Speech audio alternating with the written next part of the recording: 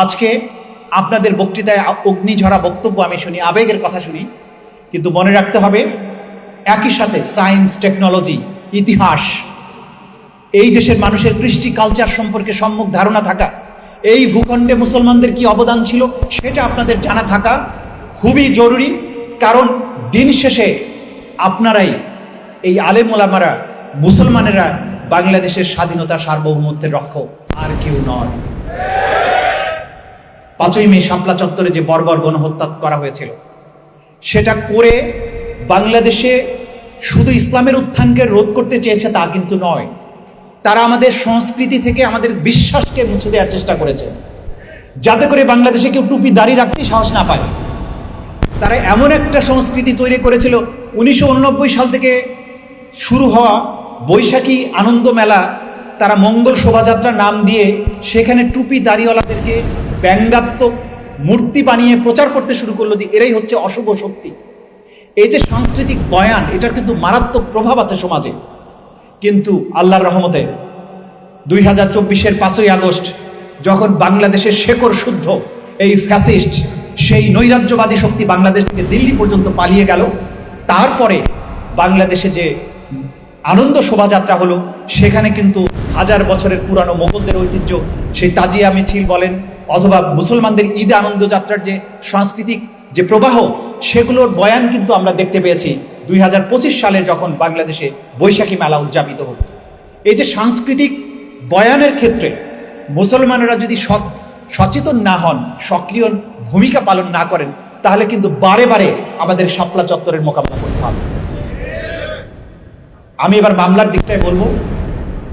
শাপলা চত্বরে যত শহীদ হয়েছিলেন, এই ঘটনা যে একটা ক্রাইমস এগেনস্ট হিউম্যানিটি, মানবতার বিরুদ্ধে অপরাধ ছিল, সেইটা প্রথম আমরাই আইডেন্টিফাই করে 15 জনের বিরুদ্ধে, শেখ হাসিনা, তার আইজিপি, বিজিআরের প্রধান সহ 15 জনের বিরুদ্ধে প্রথম গ্রেপ্তারি পরোয়ানা জারি করেছিলাম আমার সময়ে আন্তর্জাতিক অপরাধ ট্রাইব্যুনালের মাধ্যমে।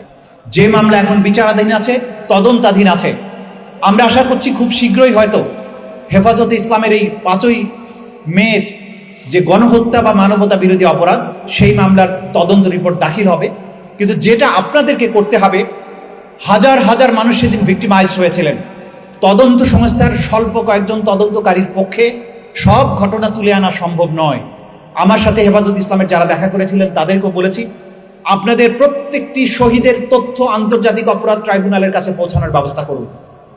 প্রত্যেকটি আহত এবং যারা সেদিন চোখে দেখেছিলেন তাদের বর্ণনা, তাদের তোলা ছবি এবং ভিডিও এই অপরাধীদের মানবতা বিরোধী অপরাধ প্রমাণের জন্য কাজ করবে। এখানে ফরিদুর রহমান সাহেবকে আমি দেখতে পাচ্ছি, আমার জানা মতে ওনার ক্যামেরায় অজস্র ছবি এবং ভিডিও ছিল সেদিন যে সমস্ত মিডিয়া কর্মীরা ভিডিও তুলেছিলেন, ছবি তুলেছিলেন, আপনারা নিজেদের মোবাইল ফোনে যে সমস্ত ভিডিও ধারণ করেছিলেন, সেগুলো সব আন্তর্জাতিক অপরাধ ট্রাইব্যুনালের তদন্ত সংস্থার কাছে জমা দিন।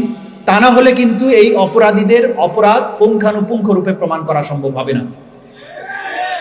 এই ভিডিও ডকুমেন্টারি তৈরি করে এইটাকে একটা স্ট্যান্ডার্ডের মধ্যে ফেলে এগুলো সারা জীবনের জন্য সোশ্যাল মিডিয়ায়, বিভিন্ন মিডিয়াতে আপনারা সংরক্ষণ করুন, প্রচার করুন, যাতে ইতিহাসের এই স্বর্ণোজ্জ্বল অধ্যায়টি আগামী প্রজন্মের জন্য লিপিবদ্ধ হয়ে থাকে। যদি কেউ আবারও বাংলাদেশের স্বাধীনতা সার্বভৌমত্ব নিয়ে, মুসলমানদের আকিদা বিশ্বাস নিয়ে এইরকম ধৃষ্টতা দেখানোর চেষ্টা করে, সেদিন রুখে দাঁড়ানোর জন্য আবারও শাপলার শহীদদের মতো আবার জনতা জেগে উঠবে, সেই রকম একটা পরিবেশ তৈরি করার জন্য ইতিহাসের কাছে কিন্তু এগুলো আমাদের রেখে যেতে হবে। আজকে আমি দেখতে পাচ্ছি অধিকাংশই আপনারা হেফাজতের কর্মী অথবা হেফাজতের নেতৃবৃন্দ। এই বাংলাদেশটা আপনাদের, এই বাংলাদেশের সার্বভৌমত্ব রক্ষার জন্য মনে রাখতে হবে আপনারাই হেফাজতকারী। সেই ক্ষেত্রে এই দেশের মানুষের বিশ্বাসকে ধারণ করা, ভিন্ন মত, ভিন্ন ধর্ম, ভিন্ন সংস্কৃতিকে একসাথে ইনক্লুসিভভাবে নিয়ে এই বাংলাদেশটা আমাদের যারা জনগোষ্ঠী আছে প্রত্যেকের জন্য বসবাসযোগ্য একটা বাংলাদেশ যাতে হয়। কেউ যেন বলতে না পারে আমরা ইনটলারেন্ট, আমরা ধৈর্যহীন, আমরা ভিন্ন মতকে সহ্য করি না, এই ধরনের অপবাদ যাতে আমাদেরকে কেউ দিতে না পারে।